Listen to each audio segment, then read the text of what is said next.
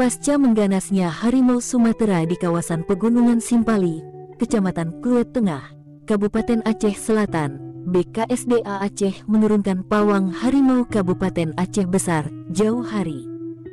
Jauhari adalah anak almarhum pawang harimau Sarwani Sabi, asal desa Paro, Kecamatan Long, Kabupaten Aceh Besar itu sejak berusia 12 tahun sering diajak oleh ayahnya menangani gangguan harimau di berbagai wilayah di Aceh. Karena sudah terbiasa, ia tidak takut lagi menangani satwa dilindungi ini.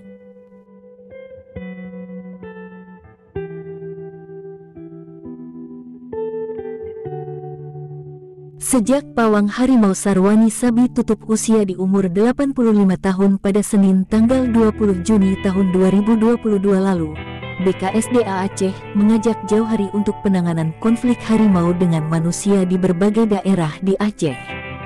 Jauhari menyebut, sejak ayahnya meninggal dunia, ia pengganti sang ayah membantu BKSDA Aceh menangani gangguan harimau di Aceh.